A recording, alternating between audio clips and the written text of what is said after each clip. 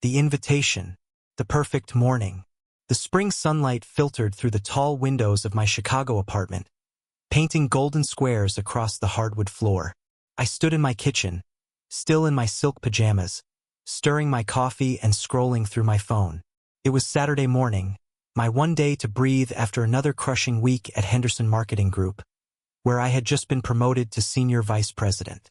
My name is Sarah Mitchell, and if you had asked me that morning how my life was going, I would have smiled and said perfect. At 32 years old, I had everything I thought I wanted. A corner office on the 40th floor, a salary that made my parents proud, a beautiful apartment in Lincoln Park, and most importantly, I had Marcus. Marcus Chin, my fiancé of 2 years, was supposed to be at a business conference in Boston that weekend.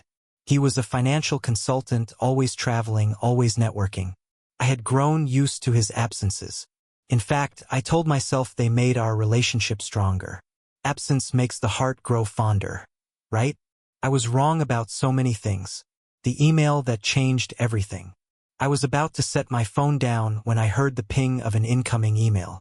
The sender's name made my heart skip, Marcus Chin. But the subject line made my blood run cold. Wedding invitation, Marcus and Emily, June 15th. My fingers went numb.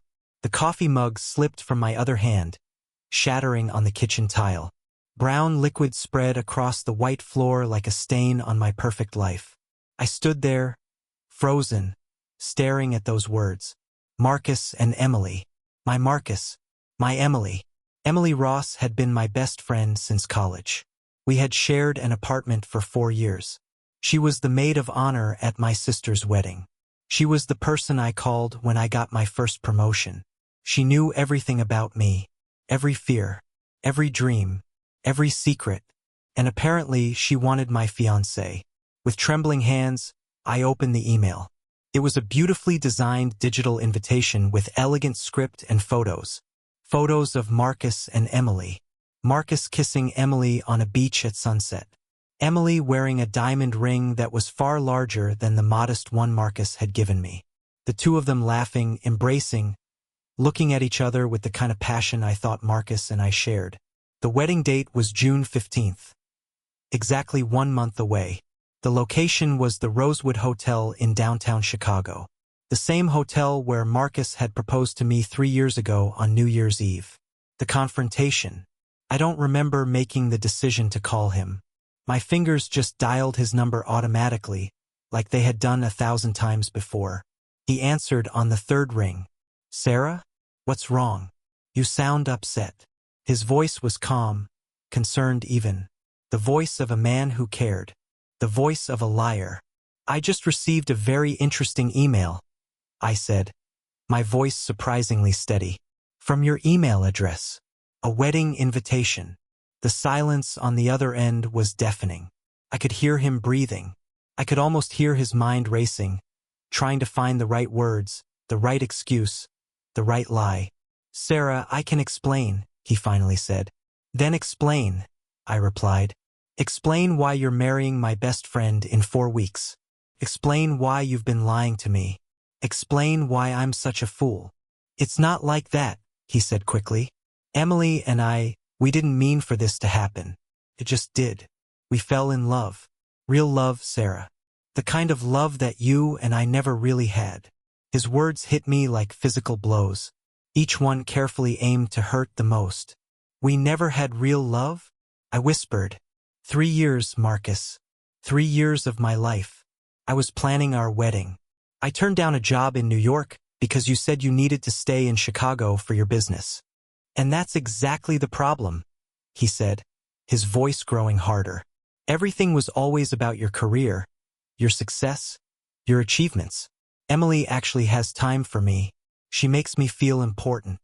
I laughed then, a bitter sound that didn't sound like it came from me. Emily doesn't have a career because she's been living off her trust fund for the past 5 years. Of course she has time.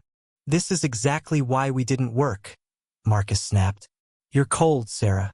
You're ambitious to the point of being ruthless. Emily is warm. She's caring. She's everything you're not. The terrible truth. I hung up on him. My hands were shaking so badly I could barely hold the phone. I stood in my kitchen, surrounded by broken ceramic and spilled coffee, and I felt my carefully constructed life falling apart just as completely. But I'm not someone who stays down for long. I didn't become the youngest senior VP at Henderson Marketing by falling apart when things got difficult. I dried my tears, cleaned up the mess, and I started to think. Something didn't add up. The timeline was wrong. Marcus and I had been together just 2 months ago. We had spent my birthday weekend at a bed and breakfast in Michigan. He had held me and told me he loved me. He had made plans for our future. I opened my laptop and started digging. I went through my bank statements first.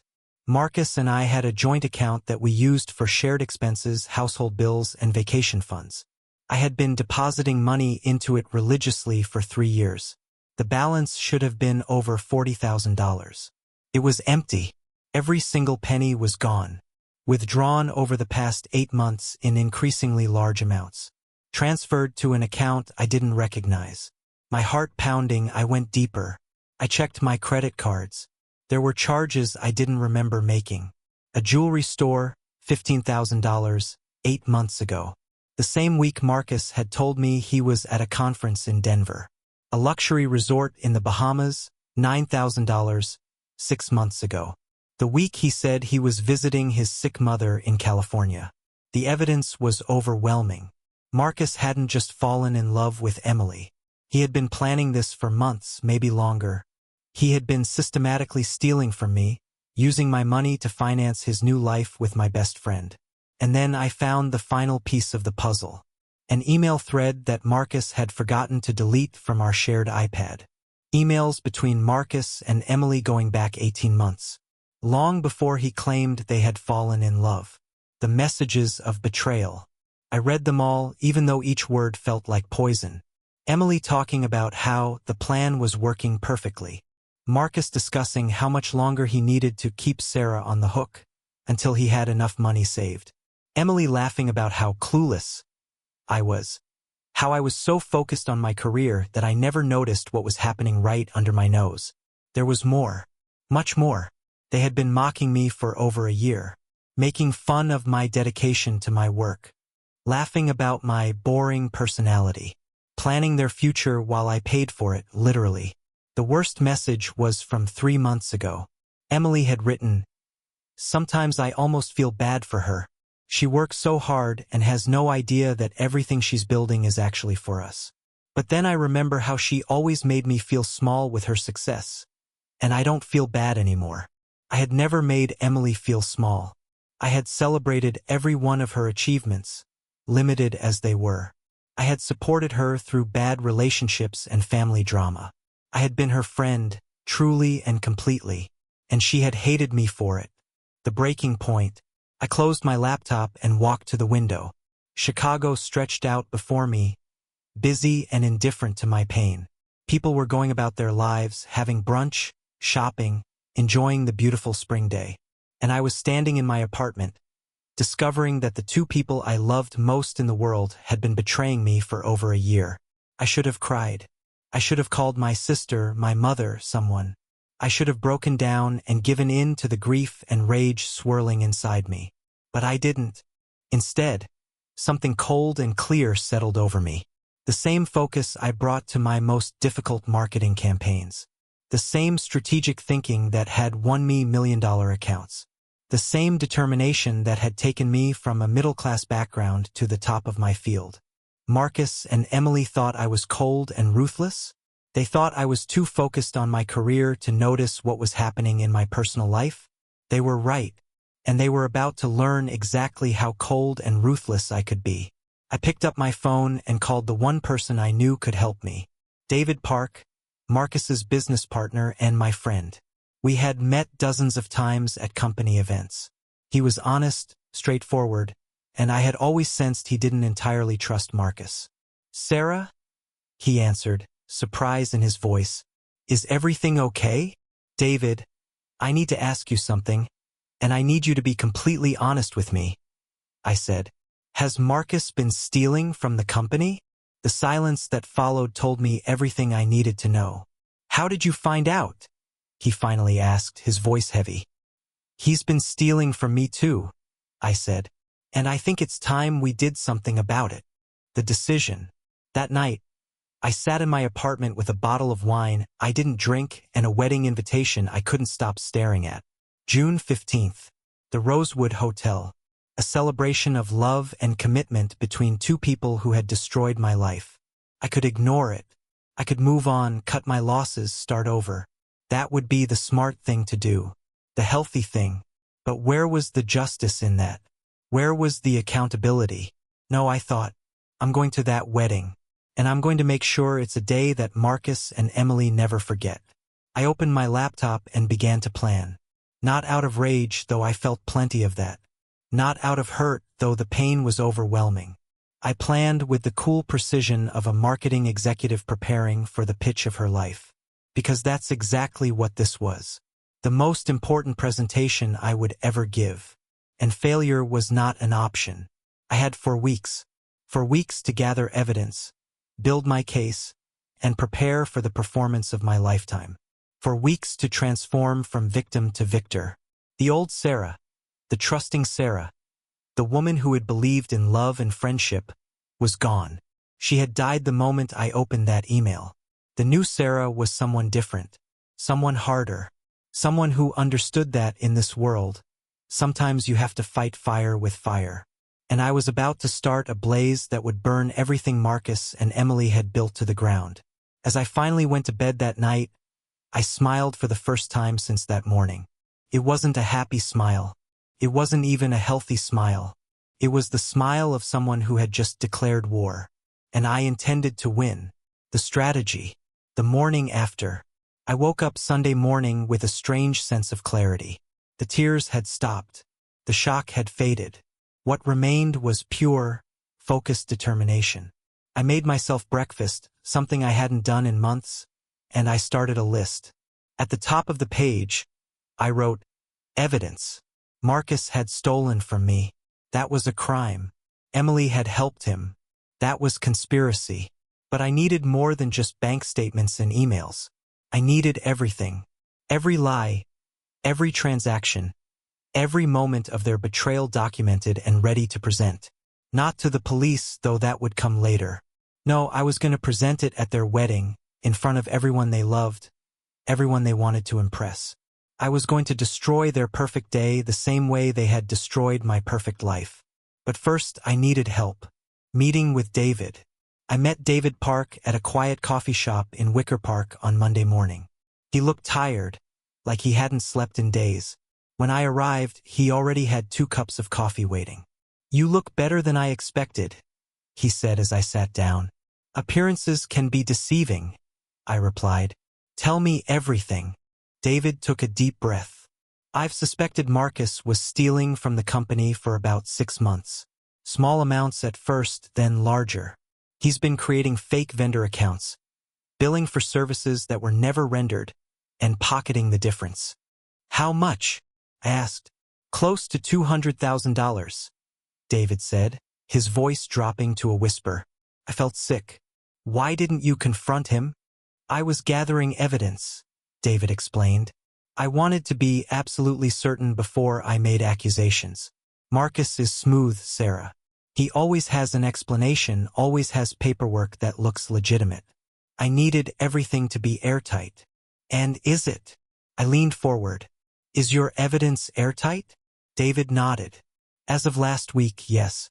I was planning to go to the police this Friday. But now that I know what he did to you, he trailed off, anger flashing in his eyes. He doesn't just deserve jail time. He deserves to be publicly humiliated. That's exactly what I'm planning, I said. I pulled out my laptop and showed him everything I had found. The bank statements, the credit card charges, the emails between Marcus and Emily. David's face grew darker with each piece of evidence. This is worse than I thought. He's been planning this for over a year. Sarah, I'm so sorry. Don't be sorry, I said firmly. Just help me make sure he pays for it. We spent the next 3 hours creating a comprehensive file. David's evidence of corporate theft combined with my evidence of personal fraud painted a picture of a man who was not just a cheater, but a criminal. A con artist who had fooled everyone around him. The investigation deepens. Over the next week, I became someone I barely recognized. I hired a private investigator, a woman named Janet Rodriguez who came highly recommended. I gave her everything I had and asked her to find more. I want to know every lie he's ever told, I said. Every person he's scammed. Every secret he's hiding. Janet was thorough. Within 5 days, she came back with a report that was even more damning than I could have imagined. Marcus had done this before. 3 times, in fact. In Los Angeles, he had dated a wealthy real estate agent for 2 years, stolen over $50,000 from her, and disappeared. In Seattle, he had conned a software engineer out of her life savings. In Denver, he had romanced a doctor and left her bankrupt. Each time, he had moved to a new city and started over. Each time, his victims had been successful women too embarrassed to report the crime, too ashamed to admit they had been fooled. He's a professional, Janet explained, laying photos and documents across my dining room table. He targets ambitious women with money. He makes them feel guilty about their success, makes them want to prove they're not cold or uncaring. And then he bleeds them dry. And Emily? I asked. Where does she fit in? Janet pulled out another file. Emily Ross, trust fund baby. Hasn't worked a real job in 6 years. She and Marcus met at a charity gala 18 months ago, right around the time he started dating you seriously. I think she's his partner. She helps him identify targets, befriends them, and then helps him execute the con. The room spun. Emily hadn't been my friend at all. She had been studying me, reporting back to Marcus, helping him figure out exactly how to manipulate me. There's more, Janet said gently. They've done this before too.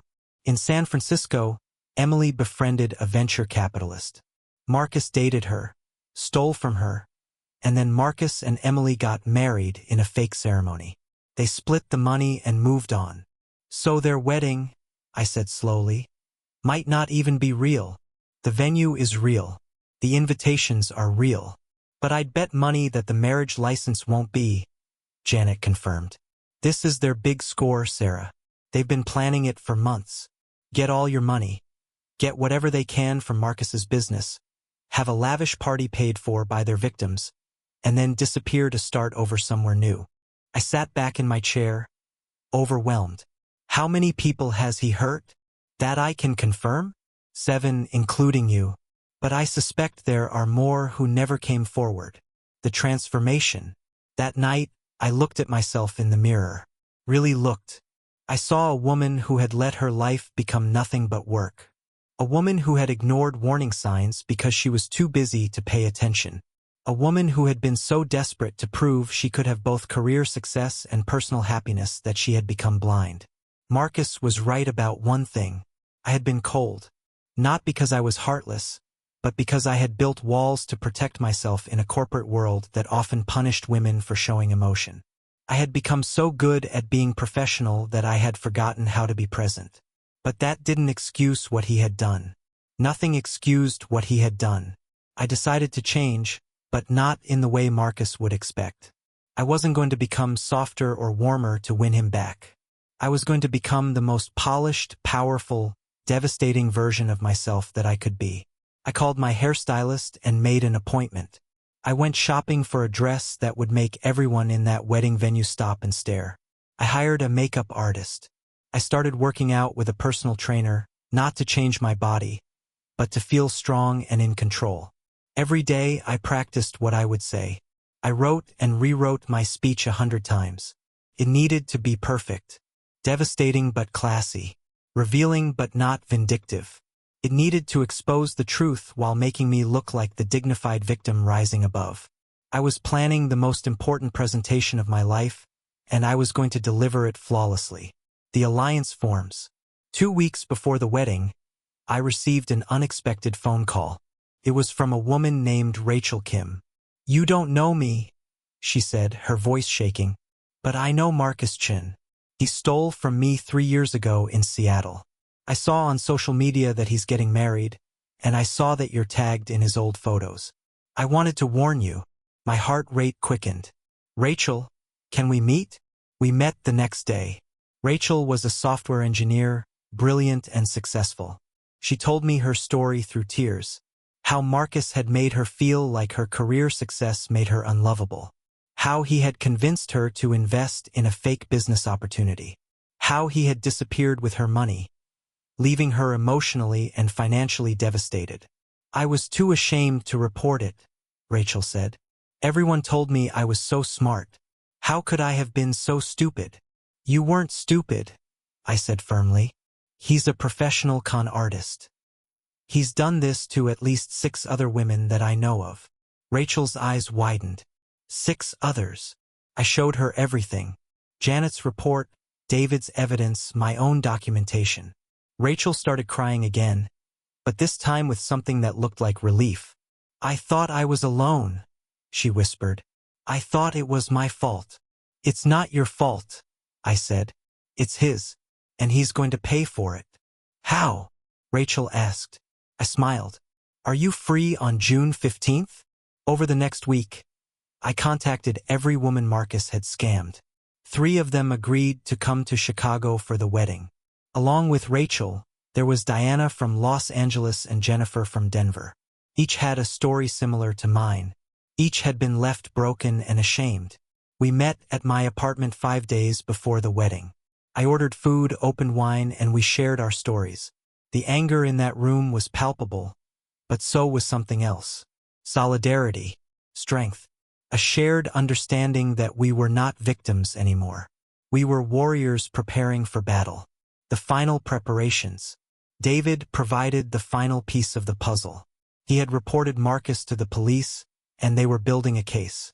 But they agreed to wait until after the wedding to arrest him. They want to catch him in the act, David explained. If he goes through with the wedding and takes gifts, money from guests, it adds to the fraud charges. Plus, they're interested in Emily now too. If she's been helping him, she's an accessory to multiple felonies. Everything was falling into place. I had my evidence. I had my witnesses. I had my dress, my speech, and my plan. 3 days before the wedding, I received an email from Emily. Just seeing her name made my blood boil. Sarah, I heard you might be coming to the wedding. Please don't. It would be awkward for everyone. I hope you can understand and move on with grace. Move on with grace. The audacity was breathtaking. I wrote back with one simple line. I wouldn't miss it for the world. The night before the wedding, I couldn't sleep. I kept going over my plan, checking for flaws, making sure everything was ready. The other women, Rachel, Diana, and Jennifer, were staying at a hotel nearby. David had confirmed he would be there. Janet had cameras ready to document everything. I stood at my window, looking out at the Chicago skyline, and I thought about the woman I had been 4 weeks ago. That woman was naive. She believed in love and trust and the goodness of people. That woman was gone. In her place was someone harder, yes, but also someone who refused to be a victim. Someone who would stand up not just for herself, but for every woman Marcus had hurt. I thought about calling my mother, my sister, someone to tell them what I was about to do. But I didn't. This was my battle to fight. My moment to reclaim. Tomorrow, at the Rosewood Hotel, in front of everyone Marcus and Emily wanted to impress, I was going to tell the truth. The whole truth. And I was going to destroy them. The morning of the wedding. I woke up at 6 a.m. on June 15th. The day had finally arrived. I took a long shower, letting the hot water wash away the last of my doubts. I did my hair and makeup exactly as I had practiced. I put on the dress, a stunning deep emerald green that made me look powerful and untouchable. When I looked in the mirror, I barely recognized myself. I looked like a woman who could command a room, a woman who took no prisoners. I looked like someone Marcus should have never betrayed. My phone buzzed. A text from Rachel. We're ready. Are you? I typed back, let's go end this. I grabbed my purse, inside which was a USB drive containing every piece of evidence we had gathered. Bank statements, emails, police reports, witness statements. Everything. As I walked out of my apartment and got into the waiting car, I felt a strange sense of calm. The nervousness was gone. The anger had cooled into something more dangerous. Absolute certainty. Marcus and Emily thought they had won. They thought they had stolen my money, my dignity, and my future. But they had forgotten one crucial thing. I was Sarah Mitchell. I didn't lose. And today, at their wedding, in front of everyone they loved, I was going to remind them exactly who they had tried to destroy. The car pulled up to the Rosewood Hotel. I could see guests arriving, dressed in their finest. I could see the white tent in the garden where the ceremony would take place. I could see the life that Marcus and Emily had built on lies and stolen money. I stepped out of the car, my head held high. The wedding was about to begin. And so was the reckoning. The reckoning. The arrival. The Rosewood Hotel looked like something from a fairy tale. White flowers cascaded from every surface. Crystal chandeliers sparkled in the afternoon sun. A string quartet played softly in the corner of the elegant garden where 200 guests mingled, champagne glasses in hand. Marcus had spared no expense. Of course he hadn't. None of it was his money. I walked through the entrance, and I felt heads turn. The emerald dress had exactly the effect I wanted. I looked stunning, powerful, and completely unbothered. Several people I recognized from Marcus's business circle stared at me with confusion. They knew I was supposed to be the fiancé, not Emily. But I smiled graciously, accepted a glass of champagne from a passing waiter, and made my way toward the garden. I spotted Rachel, Diana, and Jennifer positioned strategically around the venue, exactly as we had planned. They looked nervous but determined. David caught my eye from across the garden and gave me a subtle nod. Everything was in place. Then I saw them, Marcus and Emily. Greeting guests near the ceremony arch, Emily looked radiant in a designer wedding gown that probably cost $30,000. My $30,000, I thought bitterly. Marcus stood beside her in a custom tuxedo, his smile bright and confident. They hadn't seen me yet. They were too busy playing the perfect couple for their audience. The confrontation begins. Emily saw me first. The color drained from her face so quickly I thought she might faint. She grabbed Marcus's arm, her perfectly manicured nails digging into his sleeve. He turned, following her gaze, and his expression shifted from confusion to shock to barely concealed rage in the span of 3 seconds. I raised my champagne glass to them in a mock toast and smiled sweetly. Marcus whispered something to Emily, then started walking toward me with purposeful strides. His smile was back in place, but I could see the tension in his jaw, the fury in his eyes. "Sarah," he said when he reached me, his voice low and controlled. "What are you doing here?" "Attending a wedding," I replied pleasantly. "Isn't that what one does when one receives an invitation?" "You're not welcome here," he hissed. "Leave, now, before you embarrass yourself." I laughed, a genuine sound that made several nearby guests glance our way. Embarrass myself? "Marcus, the entertainment hasn't even started yet."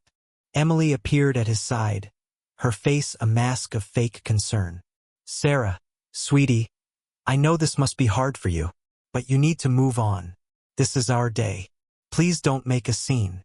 "Make a scene," I repeated, looking at her with mock confusion.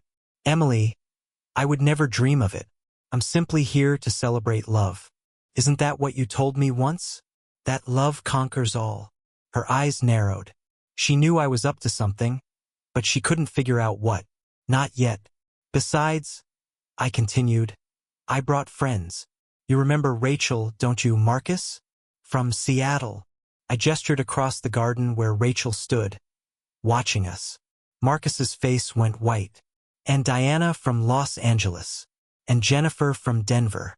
They were so excited to hear about your wedding. They wanted to congratulate you in person."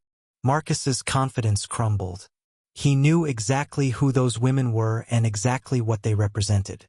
Emily looked confused, glancing between Marcus and me, starting to realize that something was very wrong. "You need to leave," Marcus said again, but his voice shook now. "All of you. Security." "I wouldn't do that," I said calmly. "Not unless you want the police to get involved earlier than planned."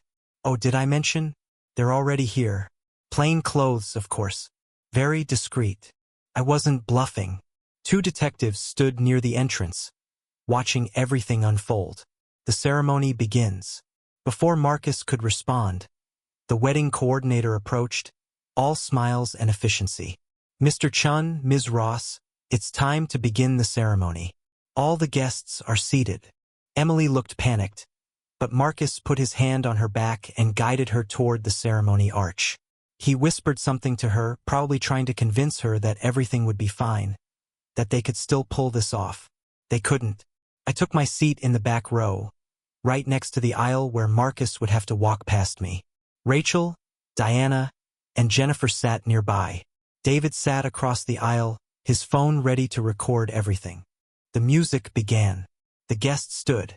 Emily walked down the aisle on her father's arm, her smile trembling but determined. She was still hoping this would work out, still hoping I would stay quiet and let them have their moment. She was wrong. Marcus took his place at the altar. The officiant, an elderly man with kind eyes, began the ceremony with the traditional words. Dearly beloved, we are gathered here today. I waited. I let them get through the opening remarks. I let Emily's father give her away.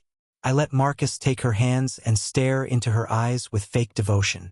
And then the officiant said the words I had been waiting for. If anyone here has any reason why these two should not be wed, speak now or forever hold your peace. The garden fell silent.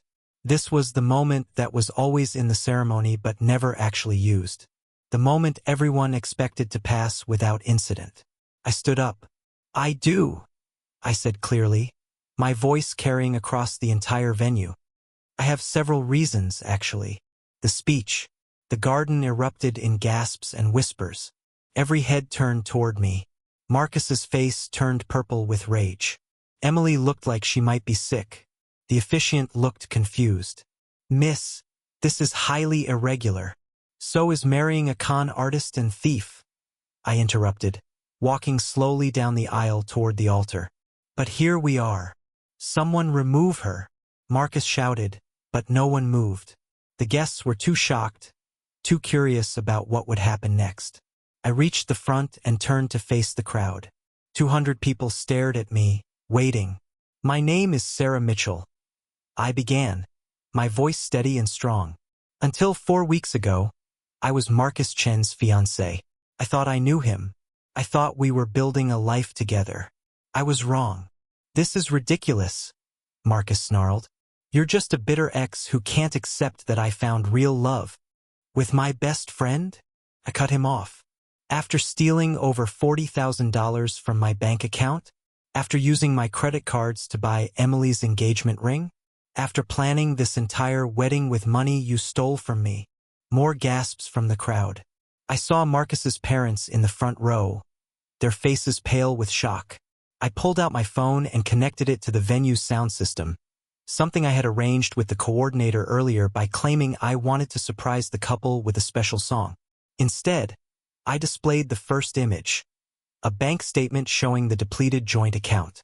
For the past 18 months, I continued, Marcus has been systematically stealing from me, but I'm not his only victim. I gestured to Rachel. Rachel Kim from Seattle. Marcus stole $50,000 from her 3 years ago. Rachel stood up. It's true. He told me he loved me, then disappeared with my life savings. Diana stood next. Diana Martinez from Los Angeles. He took $60,000 from me. Then Jennifer. Jennifer Walsh from Denver. $35,000. I almost lost my house because of him.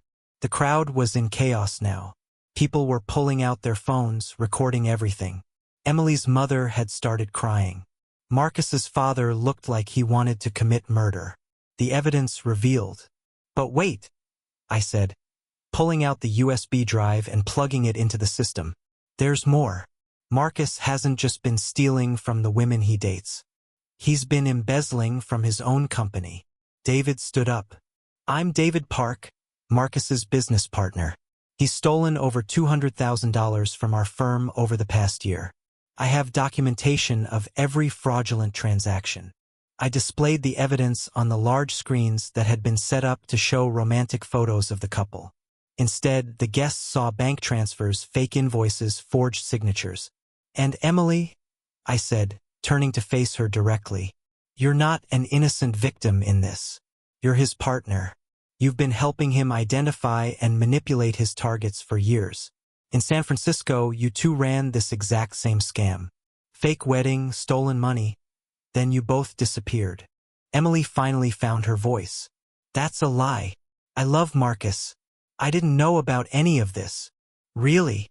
I pulled up emails between her and Marcus, projecting them for everyone to see. "The plan is working perfectly. Sarah is so clueless. Just a few more months and we'll have enough to retire in Europe." "Should I read more?" Emily stumbled backward, her face crumbling. Some of the guests had started to leave. Others were calling the police, not realizing they were already here. "You destroyed my life," Emily suddenly screamed at me. "You with your perfect career and your perfect apartment and your perfect everything. You made me feel worthless. You deserve what happened to you." The mask had finally cracked. The real Emily, bitter and cruel, stood exposed before everyone.